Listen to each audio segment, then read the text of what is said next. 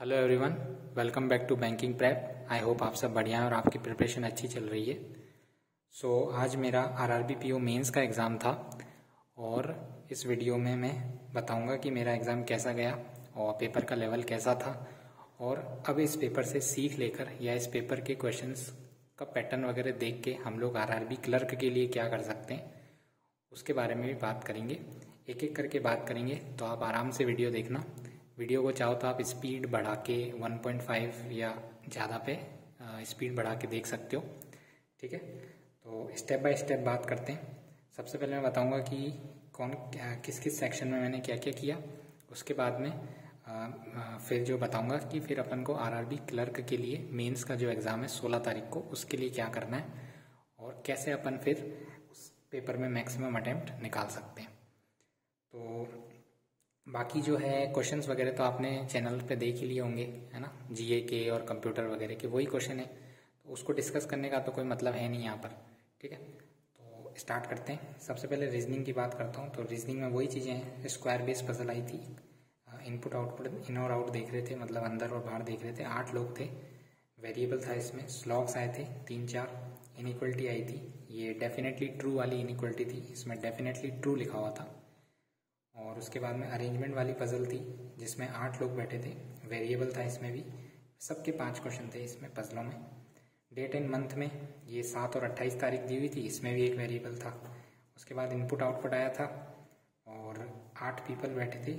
और ये वाली एक पजल आई थी, वो रहती है ना कि 8 लोग हैं जिसमें मिनिमम 2 हो सकते हैं या मैक्सिमम 3 हो सकते हैं, और ए बी के साथ बैठता है, सी डी के साथ बैठता है, वो वाली उस टाइप वाली पजल थी। और इसमें भी एक वेरिएबल था।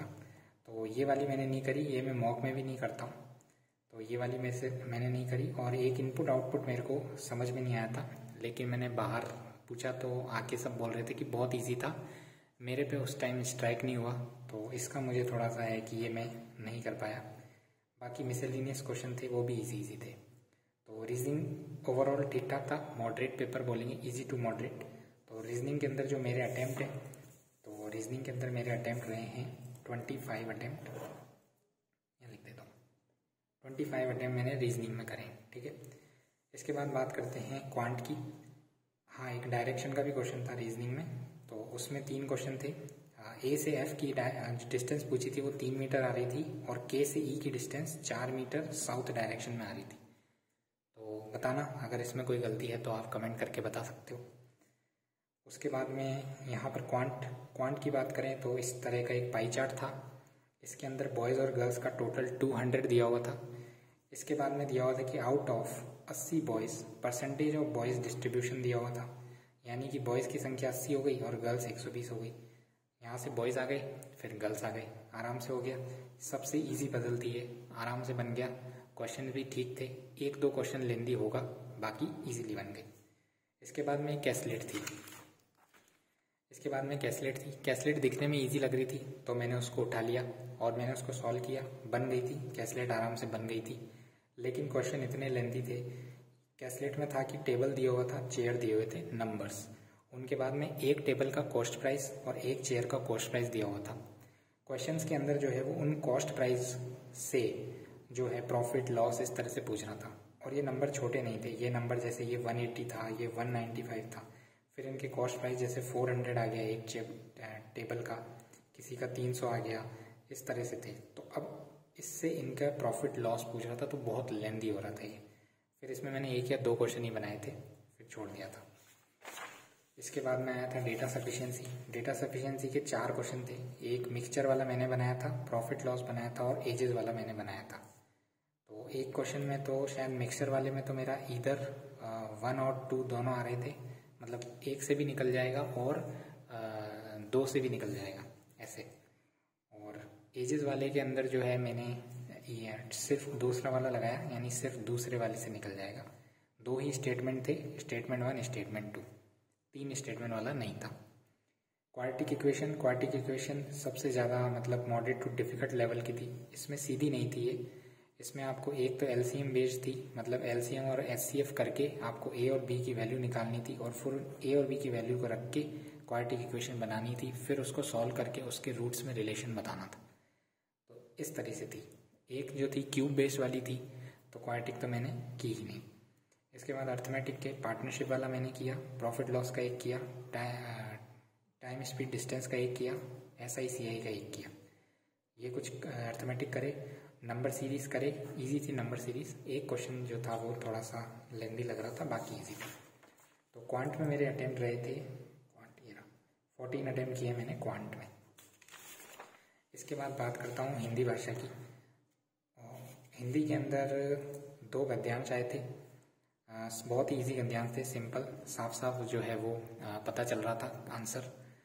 उस तरह से नहीं थे कि इसका समानार्थी बताओ, इसका विलोम बताओ, उस तरह के क्वेश्चन नहीं थे जैसे इंग्लिश के अंदर आते हैं कि अपोजिट बताओ, सिनोनिम्स, एंटोनिम्स। ऐसा क्वेश्चन इसमें नहीं था, सीधे सीधे क्वेश्चन पूछे हुए थे। 10 क्वेश्चन थे 2 के अंदर।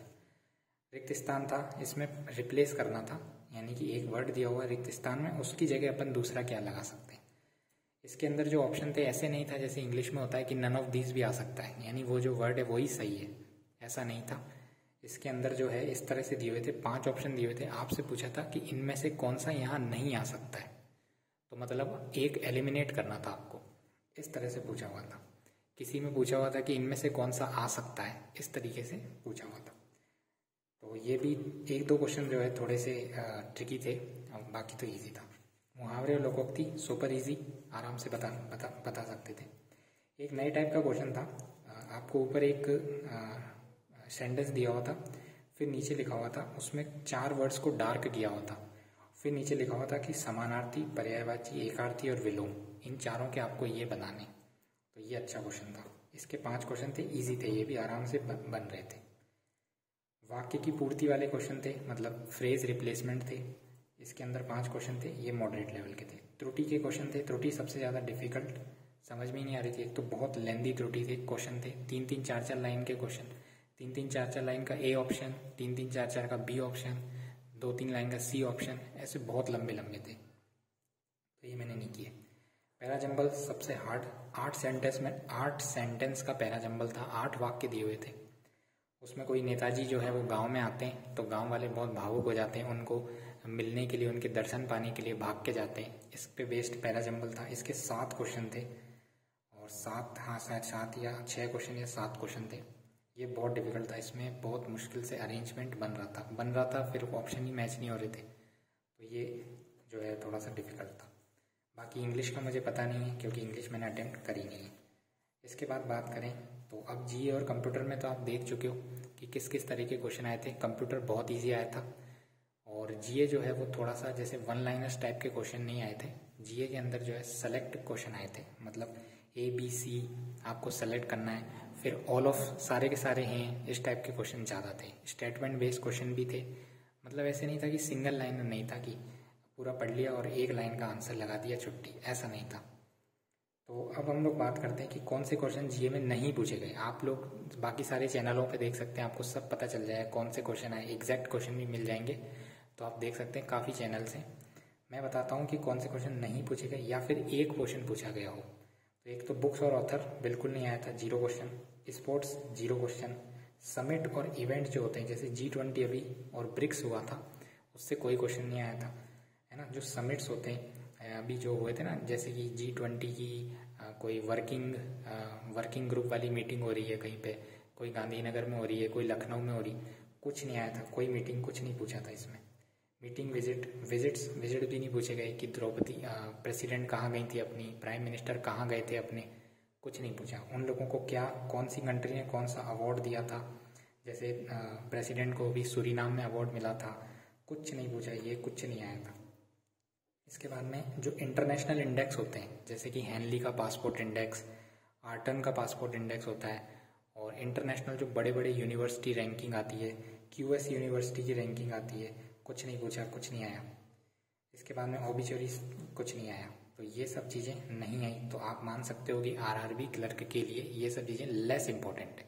यूँ नहीं बोलेंगे कि पढ़ना ही नहीं है, बट हाँ बोल सकते हैं लेस इंपॉर्टेंट है, इस टाइप के क्वेश्चन नहीं आ रहे।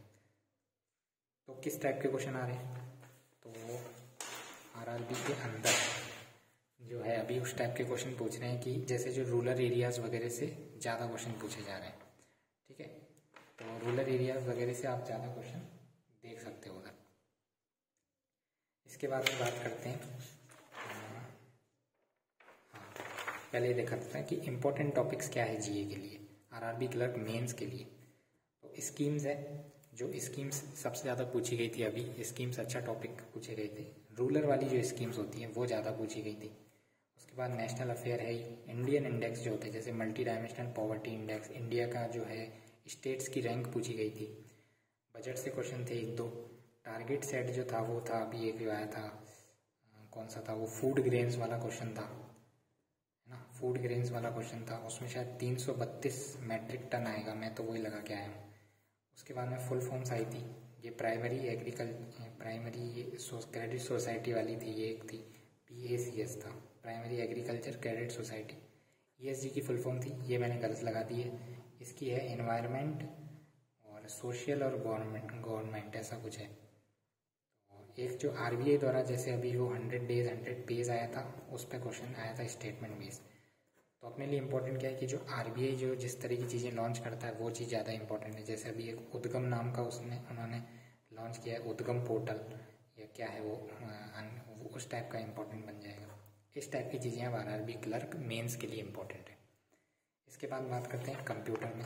कंप्यूटर में जिस टॉपिक से क्वेश्चन ज़्यादा है, मतलब शॉर्टकट की आई थी, MS ऑफिस की प्रैक्टिकल नॉलेज आई थी ऑल सेक्शंस की। कैसे, इसका क्या मतलब है? इसका मतलब है कि कुछ क्वेश्चन जो पूछे गए थे कि भाई सिटेशन जो है वो कहाँ होता है, इंडेक्स मुझे डालना है तो मैं कैसे डालूंगा इंडेक्स को, इस टाइप के क्वेश्चन पूछे गए। तो ये सब रेफरेंस के अंदर होते हैं। उन दोनों क्वेश्चन का आंसर अगर आपने लगाया होगा तो रेफरेंसेज होगा, जिसमें इंडेक्स डालना और सिटेशन और बिब्लियोग्राफी डालना पूछा जाता है। तो ये प्रैक्टिकल नॉलेज से आता है। अगर आपने MS ऑफिस को चलाया होगा, वर्ड पावर पॉइंट को, तो आपको ध्यान होगा कि होम में क्या होता है, होम में कौन से टैब होते हैं, इंसर्ट में कौन से टैब होता है, पेज लेआउट में क्या होता है, डिज़ाइन में क्या होता है। तो उस टाइप के क्वेश्चन आपको याद रखने पड़ेंगे कि रिव्यू टैब ओपन करते हैं तो उसमें क्या क्या चीज़ें होती हैं। ये इस तरह के क्वेश्चन आपको मिल सकते हैं। नंबर सिस्टम के काफ़ी क्वेश्चन आए थे। एक क्वेश्चन था वो हेक्साडेसिमल वाला था। अब आपको सबको पता है कि हेक्साडेसिमल का बेस 16 होता है, लेकिन उसने पूछा था कि इसमें कितने अल्फ़ाबेट यूज़ होते हैं। तो इसमें A से लेकर के F तक अल्फ़ाबेट यूज़ होते हैं, यानी उस क्वेश्चन का आंसर जो आज आया था उसका 6 होगा इसके अंदर, क्योंकि 6 ही अल्फ़ाबेट यूज़ होते हैं। एक ऑक्टल नंबर का बेस पूछ लिया था उसने, एक 10 को जो डेसिमल में था उसको बाइनरी में कन्वर्ट करना पूछ लिया था। तो नंबर सिस्टम इम्पोर्टेंट बन जाता है। इसके बाद में नेटवर्क से क्वेश्चन आए थे। IP एड्रेस पे आया था एक 28 पॉइंट कुछ समथिंग, IP एड्रेस की क्लास पूछी गई थी। एक मैक एड्रेस का क्वेश्चन था कि 48 बिट को अपन किससे निकालते हैं, तो वो NIC कार्ड से निकलता है, नेटवर्क इंटरफेस कार्ड से अपन मैक एड्रेस पता लगा लेते हैं। ठीक है, तो ये था कंप्यूटर का। अब कंप्यूटर के लिए अब हम सोर्स की बात कर लेते हैं कि आप लोग कई लोग पूछ रहे थे कि किस किस सोर्स से पढ़ना चाहिए। तो जिस तरह का पेपर आया उसके मुताबिक बताऊंगा कि किस जगह से ज़्यादा क्वेश्चन आए थे। कंप्यूटर की बात करें तो अरोरा सर हैं, यूट्यूब चैनल है उनका अरोरा एजुकेटर करके, मैं हमेशा उनको ही रिकमेंड करता हूँ। और उनके सेम टू सेम क्वेश्चन आए थे, मतलब कई क्वेश्चन जो थे उनके सेम टू सेम क्वेश्चन थे। लैंग्वेज वाला क्वेश्चन था एक, और भी कई सारे क्वेश्चन थे। डिस्क डी फ्रेगमेंटर का क्वेश्चन था। तो काफ़ी अच्छे टीचर हैं, आप उनको फॉलो कर सकते हो। GA के लिए आपको अब फुल PDF पढ़नी पड़ेगी। आप एक लाइनर PDF पढ़ने से काम नहीं चल रहा है, क्योंकि इस टाइप के क्वेश्चन आ रहे हैं कि इनमें से चूज़ करो क्या है। तो अपन को 5 ऑप्शन का नॉलेज होना चाहिए। तो या आप अफेयर्स क्लाउड की या फिर किसी और फुल PDF पढ़ सकते हो। हिंदी के लिए आपको मस्त रहना है, कुछ नहीं करना है हिंदी में। हिंदी के लिए जो हार्ड हिंदी होती है ना, जैसे कि होता है, जैसे कि अंधेरा होता है तो अंधेरे को अपन तिमिर बोलते हैं, है ना। रात्रि को निशा बोल दिया, मयूर, पर्वत। वो जो हार्ड हिंदी होती है ना, हार्ड पर्यायवाची, या वो क्रम में लगाना होता है कि भाई कार्य कर्म, इनको शब्दकोश में जमाओ, ऐसा कुछ नहीं आता हिंदी के अंदर। मॉक्स में कई क्वेश्चन ऐसे डाल रखे हैं, और हार्ड वो डालते हैं, क्या बोलते हैं, पर्यायवाची। जैसे कि मैंने देखा अग्र, विमज, और पता नहीं क्या क्या। हार्ड हिंदी नहीं आती है, इजी हिंदी आती है। बिल्कुल सिंपल वर्ड थे, जैसे कि लक्ष्य, उद्देश्य, मकसद, इस तरीके के क्वेश्चंस थे वहाँ पर। तो अब आप इसमें से आराम से पिक कर सकते हो। हार्ड हिंदी नहीं मिलेगी आपको। तो हिंदी के लिए आपको मस्त रहना है, बस जैसा है पढ़िए अच्छे से और सही से मीनिंग निकाल के लगा देना।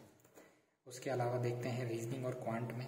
तो इसके लिए आप गाइडली और ओलिव बोर्ड की मॉक को प्रेफर कर सकते हो।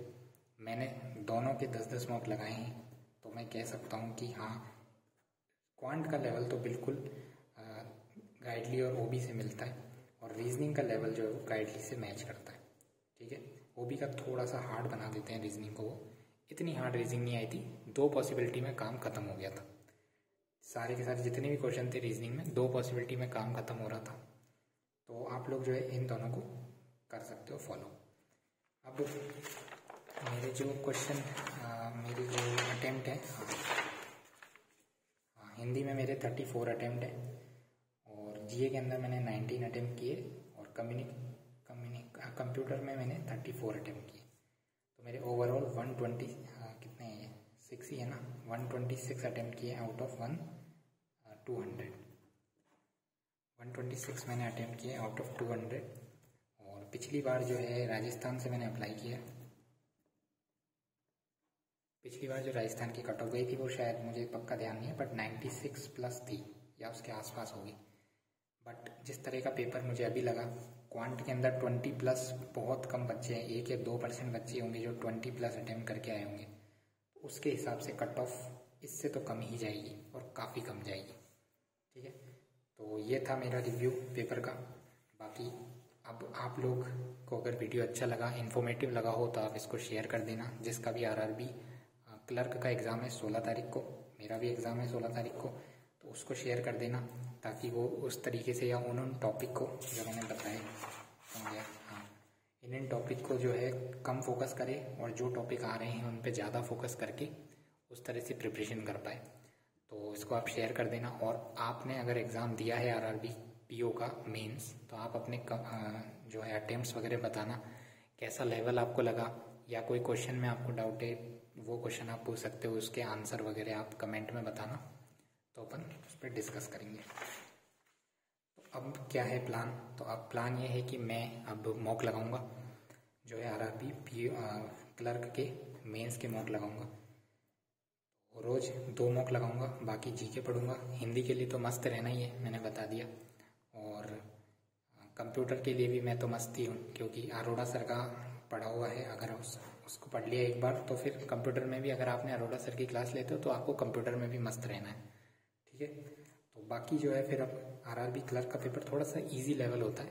यहाँ पर अपन को रीजनिंग के अंदर 40 आउट ऑफ 40 करने की कोशिश करनी पड़ती है, और क्वांट के अंदर 25 करने की कोशिश करनी पड़ती है। इतने ही होते हैं क्वांट में। इसकी क्वांट को इतनी ईजी भी नहीं आएगी, आप देखना, इसकी भी क्वांट अच्छे लेवल की आती है।